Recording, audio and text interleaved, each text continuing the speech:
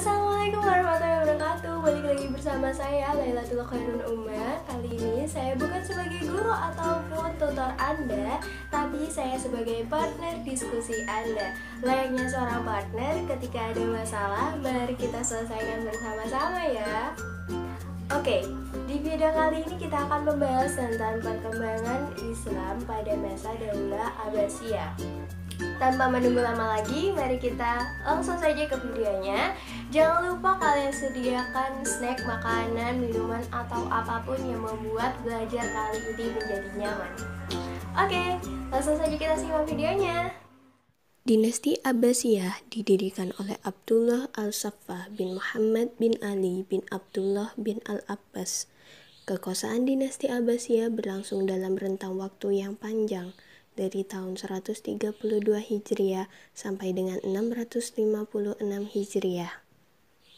Lahirnya Abbasiyah dimulai dari kemenangan Abu Abbas as-Saffah dalam sebuah perang terbuka melawan Khalifah Bani Umayyah yang terakhir, yaitu Marwan bin Muhammad. Dari sini, Abu Abbas diberi gelar as-Saffah karena dia pemberani dan dia mampu memainkan mata pedangnya kepada lawan politiknya. Pada masa pemerintahan dinasti Umayyah, Bani Abbas telah melakukan usaha perebutan kekuasaan, yakni sejak masa Khalifah Umar bin Abdul Aziz. Bani Abbasiyah merasa lebih berhak daripada Bani Umayyah atas kekhalifahan Islam, sebab mereka merupakan cabang dari Bani Hashim yang secara nasab lebih dekat dengan Nabi Shallallahu Alaihi Wasallam. Menurut mereka, orang Bani Umayyah secara paksa menguasai khalifah melalui tragedi Perang Siffin. Gerakan itu didahului oleh saudara-saudara dari Bani Abbas seperti Ali bin Abdullah bin Abbas serta Ibrahim al-Imam, yang semua mengalami kegagalan meskipun belum melakukan gerakan yang bersifat politik.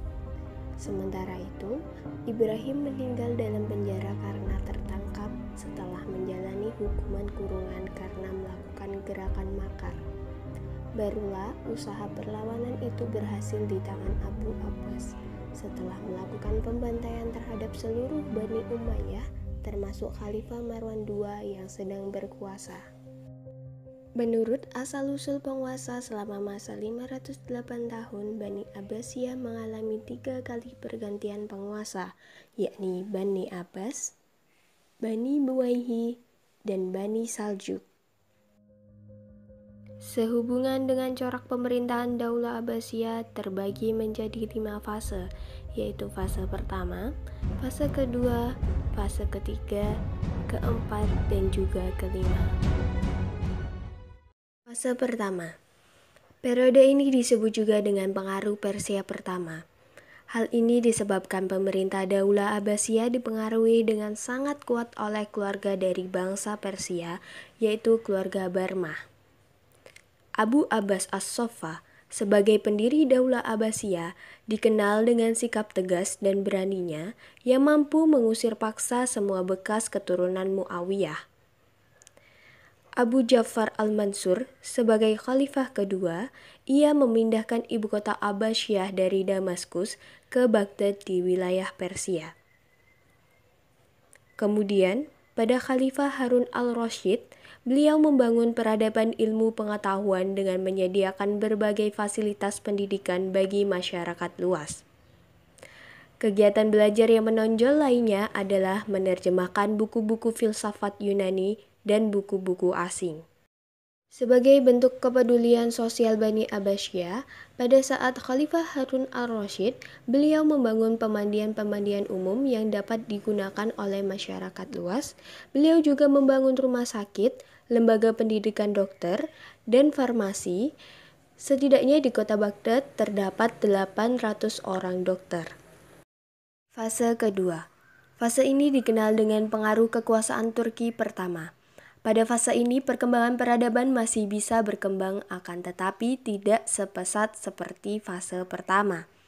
Peradaban ilmu dan peradaban lainnya, seperti membangun istana, masjid, dan juga kota masih tetap berjalan baik. Baru pada akhir abad ke-9, Pada saat ini terjadi perpecahan kekuasaan Islam menjadi wilayah-wilayah kecil yang lepas dan merdeka dari pemerintahan Abbasiyah. Fase ketiga, fase pengaruh dinasti Buwayhi atau disebut juga dengan pengaruh Persia. Fase ini dikenal dengan masa disintegrasi di kekuasaan dinasti Abbasiyah dan Muluk Tawaif di dinasti Umayyah II Andalusia.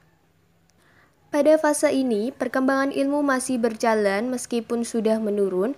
Mahasiswa dari Eropa tetap masih belajar di pusat-pusat peradaban Islam. Sementara itu, Bani Buwayhi telah membagi kekuasaan kepada 3 bersaudara. Fase keempat. Dalam sejarah fase keempat ini disebut dengan fase kekuasaan Bani Saljuk atau lebih dikenal dengan fase pengaruh Turki kedua. Kegiatan ilmu pengetahuan masih berjalan seperti yang dikembangkan oleh Bani Abbasiyah dan Umayyah di Andalusia, meskipun bersifat konservatif atau berjalan di tempat. Fase kelima. Fase ini dikenal dalam sejarah perkembangan Islam sebagai fase lemah sampai fase hancurnya kekuasaan Islam Abbasiyah. Setelah terjadi disintegrasi dalam perang salib dalam wilayah Islam, maka kekuasaan Islam Abbasiyah di Baghdad semakin menurun. Bahkan pada tahun 1258 Masehi, Abbasiyah diserang dan dibombardir oleh kekuasaan Mongol dengan membakar sekian ilmu pengetahuan serta membakar mati para ilmuwan Islam Abbasiyah dengan cara membakar perpustakaan, sekolah-sekolah, serta membakar fasilitas-fasilitas umum. Serta pusat peradaban Islam yang ada di wilayah Andalusia diserang dan dihancurkan oleh 2 kerajaan Nasrani, yakni Aragon dan Castelia. Maka lengkaplah kehancuran Islam pada fase ini. Perkembangan peradaban Islam Daulah Abbasiyah. Kalau dinasti Umayyad terdiri atas orang-orang Arab oriented, dinasti Abbasiyah lebih bersifat internasional. Asimilasi corak pemikiran dan peradaban Persia, Romawi Timur, Mesir, dan sebagainya. Begitulah Bani Abbasiyah membawa peradaban Islam pada puncak kejayaan dan terutama pada perkembangan ilmu pengetahuan yang sangat maju.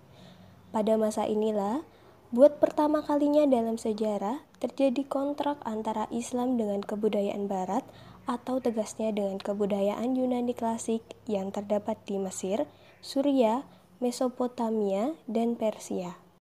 Adapun faktor kemajuan peradaban Daulah Abbasiyah dapat ditinjau dari faktor politik, faktor sosiografi. Berikut adalah indikator kemajuan peradaban Daulah Abbasiyah. Pertama, perkembangan ilmu keagamaan.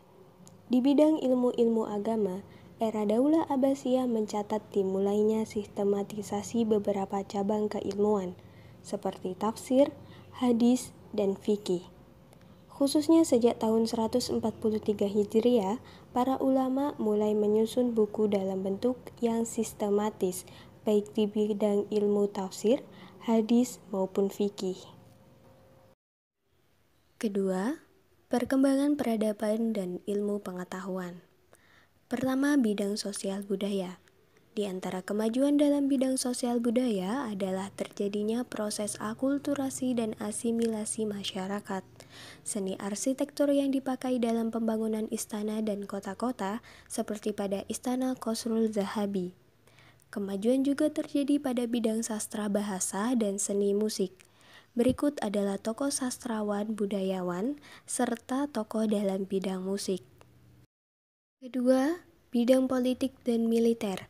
Pemerintah Daulah Abbasiyah membentuk Departemen Pertahanan dan Keamanan yang disebut dengan Diwanul Jundi. Departemen ini mengatur semua yang berkaitan dengan kemiliteran dan pertahanan keamanan. Ketiga, bidang ilmu pengetahuan. Melalui proses penerjemah filsafat Aristoteles dan Plato, muncullah para filosof muslim yang kemudian hari menghiasi khazanah ilmu pengetahuan Islam. Di antara filosof yang terkenal pada masa pemerintahan Daulah Abbasiyah adalah, selain itu terdapat ilmuwan-ilmuwan muslim yang ahli dalam bidang ilmu kedokteran antara lain, juga ada ilmu kimia yang termasuk salah satu ilmu pengetahuan yang dikembangkan oleh kaum muslimin. Di antara tokoh kimia yaitu Dalam bidang matematika dan sains, ilmuwan yang terkenal sampai sekarang adalah. Selain itu masih banyak lagi para ilmuwan dalam bidang sejarah, geografi, dan juga astronomi. Keempat, bidang pembangunan dan tempat peribadatan. Di antara kota pusat peradaban Islam pada masa Daulah Abbasiyah yang cukup terkenal adalah Baghdad dan Samarra. Baghdad didirikan oleh Khalifah Abu Ja'far al-Mansur, terletak di tepi sungai Tigris. Sementara Samarra terletak di sebelah timur kota Tigris, kurang lebih 60 km dari Baghdad. Berikut adalah bentuk bangunan yang dijadikan sebagai pusat-pusat pendidikan, di antaranya madrasah, kutab, masjid, majelis munadzaroh, dan baitul hikmah. Setelah saya jelaskan semuanya tentang kemajuan Daulah Abbasiyah, namun sayangnya Daulah Abbasiyah juga mengalami kemunduran dan juga kehancuran. Banyak faktor yang menyebabkan Khalifah Daulah Abbasiyah menjadi mundur. Di samping kelemahan pada pribadi para khalifah, masing-masing faktor tersebut saling berkaitan satu sama lain.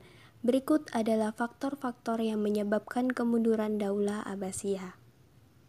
Yang pertama, terdapat faktor internal. Di sini dilihat dari gaya hidup mewah di kalangan pengusaha, persaingan antar bangsa, kemerosotan ekonomi, serta konflik keagamaan. Selain faktor internal, terdapat faktor eksternal, yaitu terjadinya perang salib, serta serangan tentara Mongol ke wilayah kekuasaan Islam pada sekitar tahun 1257. Ibrah yang dapat kita ambil dalam pembelajaran kali ini yakni: pertama, zaman Daulah Abbasiyah pada periode pertama merupakan puncak keemasan dinasti ini. Secara politis, para khalifah betul-betul tokoh yang kuat dan merupakan pusat kekuasaan politik dan agama sekaligus. Pada masa tersebut, kemakmuran masyarakat mencapai tingkat tertinggi. Kaum muslimin mulai berhubungan dengan kebudayaan asing seperti kebudayaan Persia, Hindu, dan Yunani. Periode ini juga berhasil menyiapkan landasan bagi perkembangan filsafat. Kedua, Daulah Abbasiyah pada tahun 750 sampai 1208 Masehi merupakan dinasti yang menelurkan konsep-konsep keemasan Islam dalam hal pengembangan ilmu pengetahuan. Zaman keemasan Islam yang ditandai dengan penguasaan ilmu pengetahuan di berbagai sektor telah membawa kemakmuran tersendiri pada masyarakat saat ini. Ketiga, kemajuan di segala bidang yang diperoleh Daulah Abbasiyah menempatkan bahwa Daulah Abbasiyah lebih baik dari daulah sebelumnya. Di samping itu, pada masa dinasti ini banyak terlahir tokoh-tokoh intelektual muslim yang sangat berpengaruh hingga saat ini.